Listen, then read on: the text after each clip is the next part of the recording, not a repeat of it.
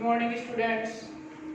अपनी जो बात चल रही थी वो चल रही थी शब्द शक्ति को लेकर के, जिसमें अब तक की जो हमने चर्चा की है उसमें हमने ये जाना है कि जो शब्द शक्ति है वो किसे कहते हैं, शब्द की शक्ति जो होती है वो कितने प्रकार की होती है और जो शब्द और अर्थ हैं वो कितने प्रकार के होते हैं, इसके बारे में हमने जानने का प्रयास किया है।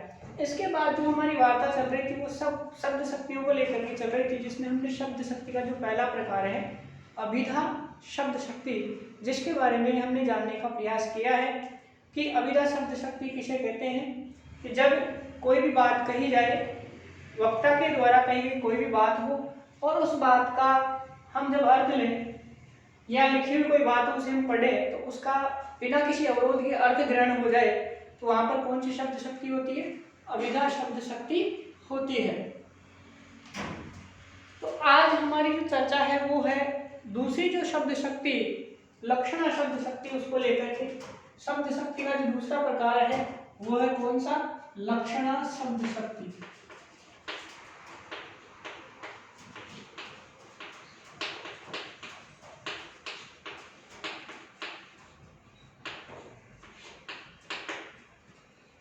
लक्षणा जो शब्द शक्ति होती है, पूर्व में हमने चर्चा की है कि जब क्या हो, कोई बात कही जाए और उस बात का जो अर्थ है वो अगर हमें मुख्यार्थ से समझ में नहीं आए, यानी जो बात कही गई है कोई शब्द वहां लिखा हुआ है और उस शब्द का जो अभिष्ट अर्थ है, जो अभिप्रेत अर्थ है, वह अर्थ नहीं हो और उसका जो सहायक अर्थ है या उसके समक्ष जो अर्थ है यानी दूसरा अन्य अर्थ ले हम, तो वो लक्ष्यार्थ होता है।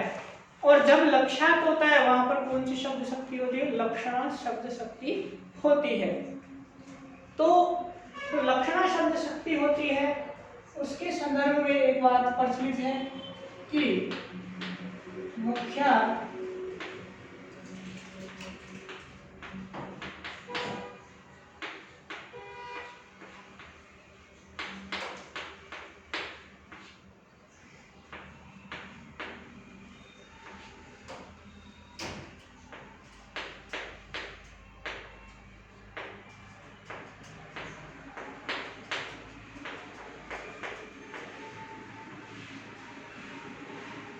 कि मुख्यार्थ बाधित होगे रूढ़ितो अथ प्रयोजनात्, रूढ़ितो अथ प्रयोजनात्। तो आगे अन्य अर्थो लक्ष्यते तत्र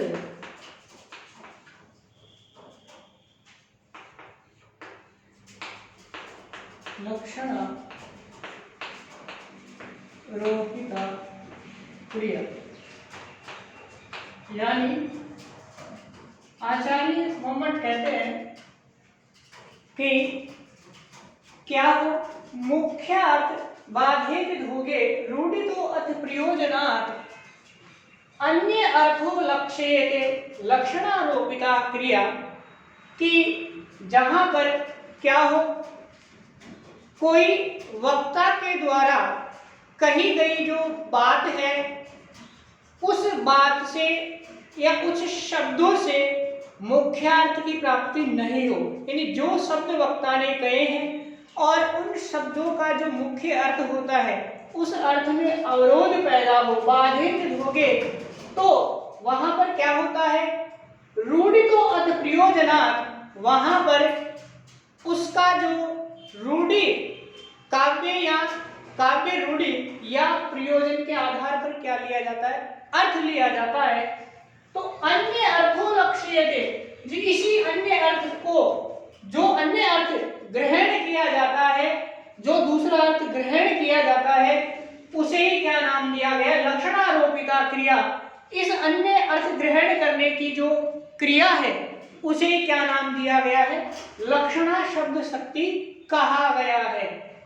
यानी कहने का अर्थ यह हुआ कि जब वक्ता के द्वारा जो बात कही गई है उसके द्वारा कहे गए शब्दों से जो मुख्यार्थ निकलता है, यानी वक्ता ने कोई कुछ शब्द बोले और उन शब्दों से जो मुख्यार्थ निकलता है उस मुख्यार्थ से क्या नहीं हो, उस अभिष्ट अर्थ की प्राप्ति नहीं हो, यानी जो अर्थ होना चाहिए वो अर्थ नहीं आए, यानी अर्थ में बाधा हो और क्या हो, तब उस वाक्य का जो अर्थ है वो किस आधार पर ग्रहण किया जाए, किसी काव्य रूढ़ि परंपरा या प्रयोजन के आधार पर। यानी रूढ़ि का अर्थ होता है कि कोई बात है जो किसी एक ही कार्य के लिए रूढ़ हो गई है, और प्रयोजन यानी होता है उद्देश्य, किसी उद्देश्य को लेकर के उसका वो अर्थ लिया जाए।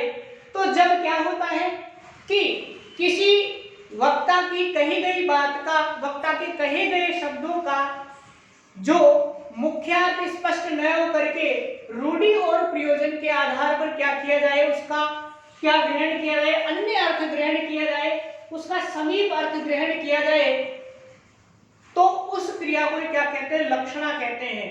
क्या कहते हैं, लक्षणा कहते हैं।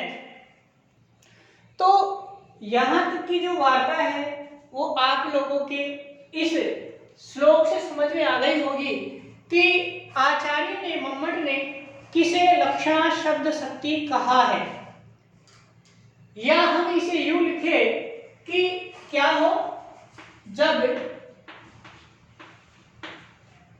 वक्ता द्वारा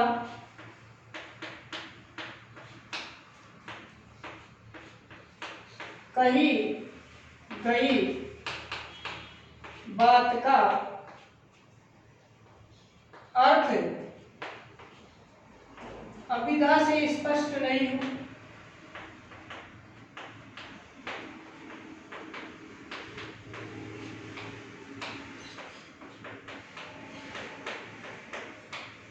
तथा मुख्यार्थ से संबंधित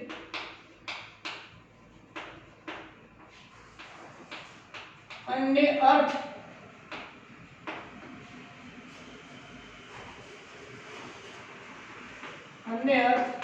रूढ़ि या प्रयोजन के आधार पर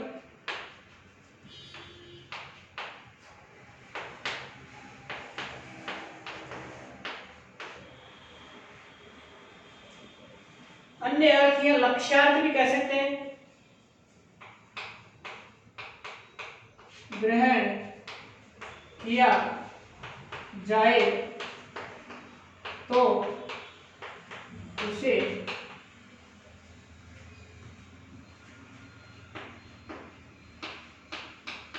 लक्षणा शब्द शक्ति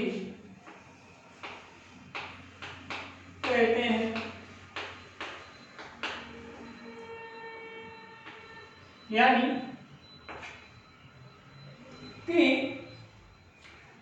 जब वक्ता द्वारा कोई बात कही जाए, इस बात के बारे में हमने चर्चा कर ली है कि जब वक्ता कोई बात कहे और उस बात का मुख्यार्थ स्पष्ट नहीं हो पाए, उन शब्दों से जो मुख्यार्थ है उससे उसका अर्थ स्पष्ट नहीं हो रहा है, यानी कोई बात वक्ता ने कही है और उसके द्वारा कही गई जो बात है उस बात का अभिधा से अर्थ स्पष्ट नहीं हो, यानी जो अभिधा शब्द शक्ति होती है उसका जो शब्द होता है वो कौन सा होता है, वाचक शब्द होता है।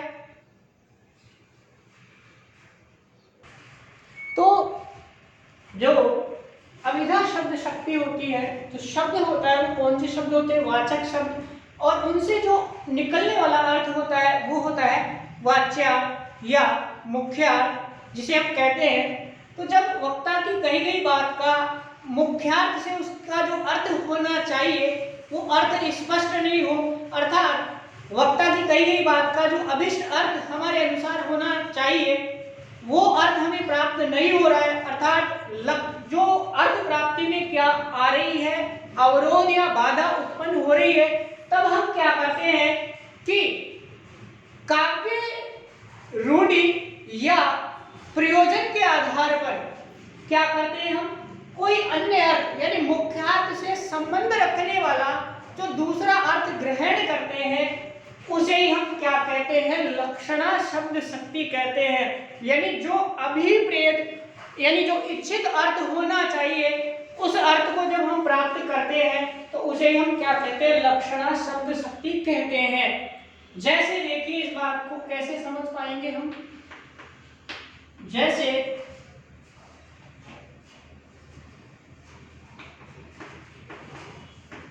तलवारें निकल गई है, तलवारें निकल गई है।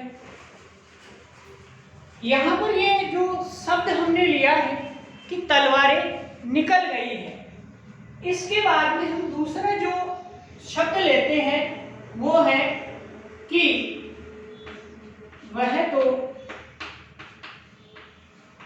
निरी गाय। तो यहां पर जो दोनों वाक्य हैं, तलवारें निकल गई है और निरी गाय, दोनों जो वाक्य हैं हम सबसे पहले इन दोनों वाक्यों का अभिधा शब्द शक्ति से क्या करेंगे, अर्थ ग्रहण करेंगे। तो तलवारें निकल गई है अर्थात इसका मतलब तलवारें निकल गई है। तो जब हम अर्थ ले रहे हैं कि तलवारें निकल गई, इसका मतलब तलवारें निकल गई है, यानी ये तो अर्थ नहीं हुआ। क्यों? क्योंकि तलवार अपने आप निकल नहीं सकती है।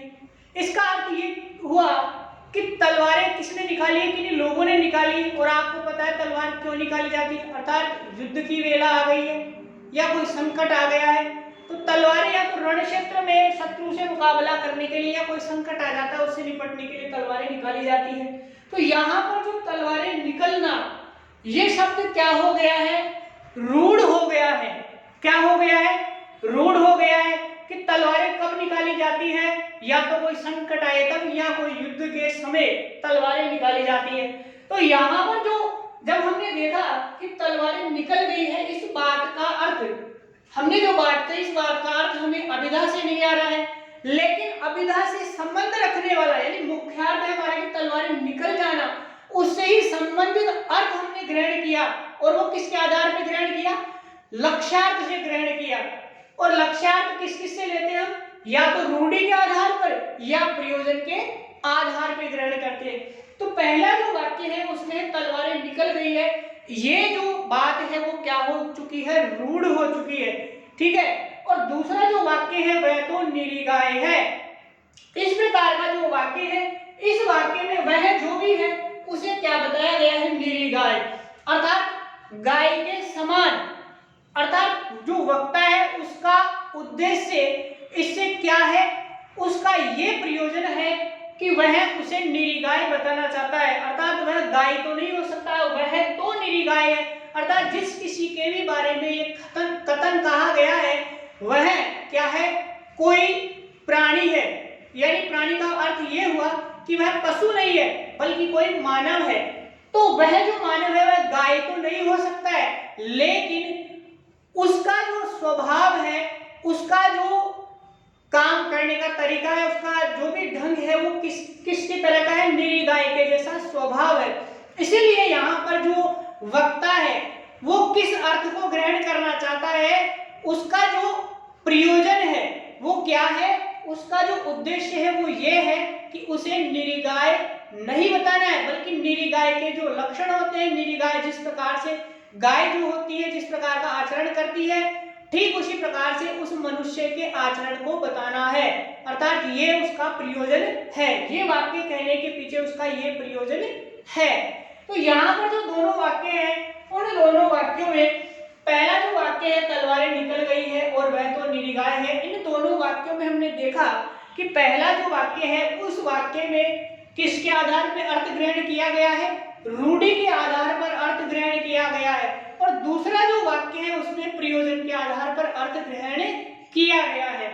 तो यहाँ तक की हमारी जो बात है वो आप सबके समझ में आ गई होगी कि मुख्यार्थ बाधेत धोगे रूढ़ितो अथ प्रयोजनात् अन्य अर्थो लक्ष्यते तत्र लक्षणारोपिता क्रिया, कि हमने जो लक्षणा शब्द शक्ति है वो किसे कहा है, कि जब मुख्यार्थ से क्या हो, मुख्यार्थ में बाधा हो, अर्थात मुख्य अर्थ से उस वाक्य के अर्थ प्राप्ति में बाधा हो, अर्थात मुख्य अर्थ से उस वाक्य का अर्थ प्राप्त नहीं हो, तब क्या करते हैं, रूढ़ि और प्रयोजन के आधार पर हम उस शब्द का अर्थ ग्रहण करते हैं और इस प्रकार से जो अन्य अर्थ लक्षित किया जाता है, प्राप्त किया जाता है, जो लक्ष्यार्थ प्राप्त किया जाता है, उसे ही क्या कहा जाता है, लक्षणारोपिता क्रिया, लक्षणा शब्द शक्ति कहा जाता है।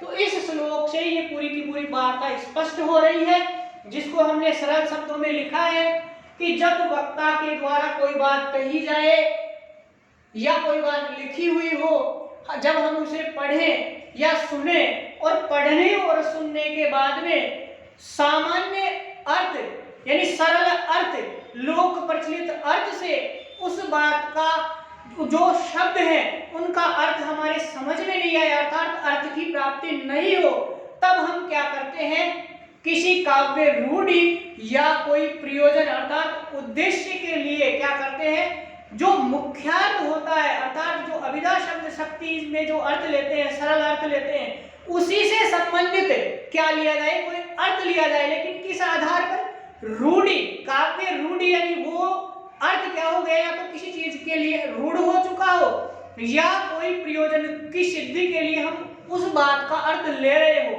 तब हम क्या, जो लक्ष्यार्थ प्राप्त होता है यानी उस मुख्यार्थ से संबंधित जो अर्थ की प्राप्ति हमें होती है, उसे ही हमने क्या कहा है, लक्षणा शब्द शक्ति कहा है। तो यहाँ तक की जो बात है आप सबके समझ में आ गई होगी। इस बात को हमने दो उदाहरणों के द्वारा समझा है कि तलवारें निकल गई है और दूसरा जो वाक्य है वह तो निरीगाय है।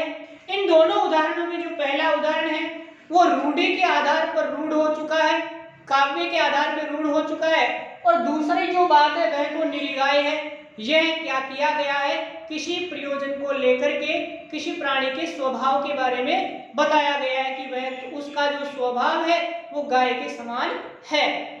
इस प्रकार से अपनी जो यहाँ तक की वार्ता है वो आप सबके समझ में आ गई होगी। इसके बाद देखिए आगे की बात और उदाहरण से इसे समझने का प्रयत्न करते हैं।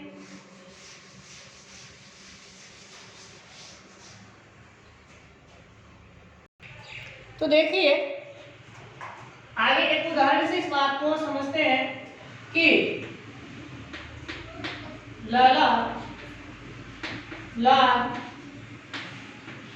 पतराय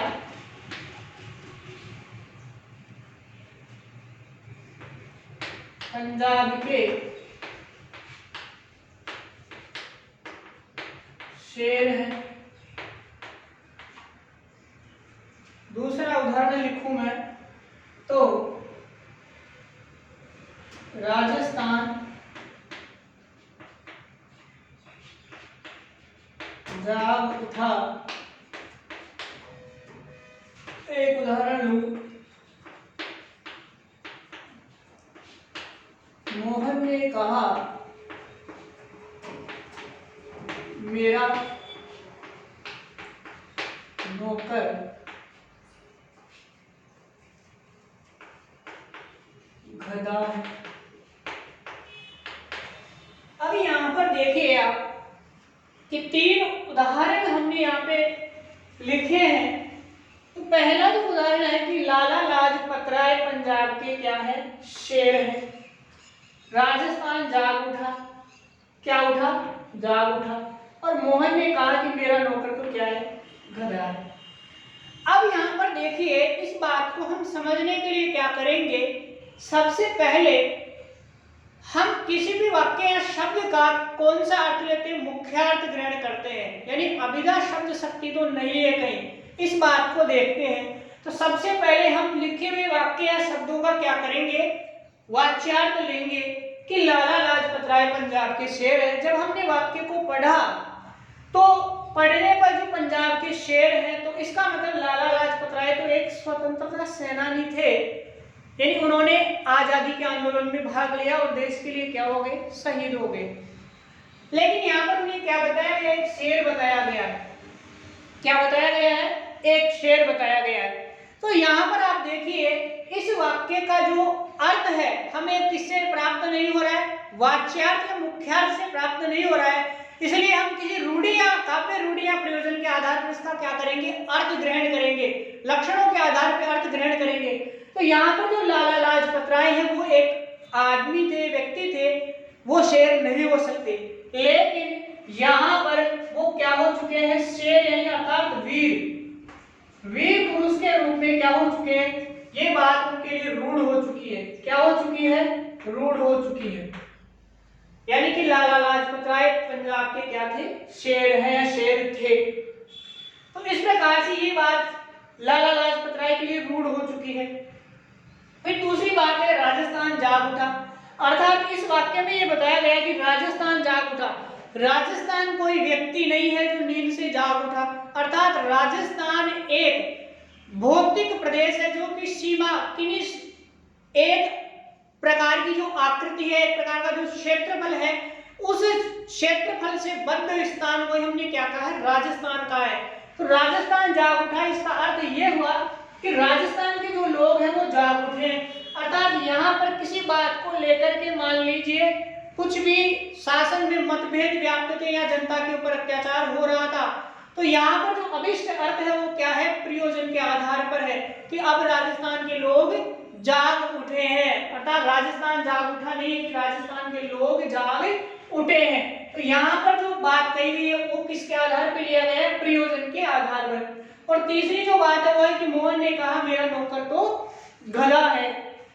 तो यहाँ पर हमने इसके बारे में पूर्व में भी चर्चा की थी कि मोहन ने जब ये बात कही कि मेरा नौकर गधा है, तो नौकर एक आदमी है, व्यक्ति है, वह प्राणी या गधा नहीं हो सकता, वह गधा नहीं हो सकता है। इसलिए क्या किया गया है यहाँ पे कि मोहन ने जो बात कही है उसका यहाँ पर क्या है, प्रयोजन है। अर्थात क्या प्रयोजन है कि जिस प्रकार से गधा मूर्खतापूर्ण कार्य करता है, उसी प्रयोजन को सिद्ध करने के लिए मोहन ने ये वाक्य कहा है। तो यहाँ पर भी जो गधा शब्द है वो किसके आधार पर कहा है, प्रयोजन या उद्देश्य के आधार पर कहा है। तो इस प्रकार से आप सबकी बात समझ में आ गई होगी कि हमने रूढ़ि और प्रयोजन के आधार पर लक्षणा शब्द शक्ति के अंतर्गत अर्थ ग्रहण किए हैं। इसलिए जो लक्षणा शब्द शक्ति होती है उसके दो भेद किए गए हैं। कितने भेद किए गए हैं, दो भेद किए गए हैं। एक कौन सा, एक तो रूढ़ा लक्षणा और दूसरा प्रयोजनवती लक्षणा। इस आधार पर जो लक्षणा शब्द शक्ति है उसके कितने भेद किए गए, दो भेद किए गए। कितने भेद किए गए, दो। कौन कौन से, तो पहला है रूढ़ा लक्षणा और दूसरा है कौन सा, प्रयोजनवती। तो लक्षणा शब्द शक्ति के दो भेद किए गए, लक्षणा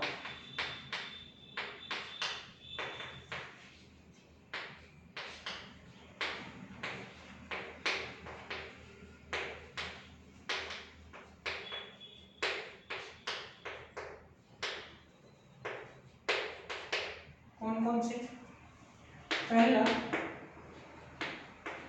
रूढ़ा लक्षण और दूसरा प्रयोजनवती लक्षण।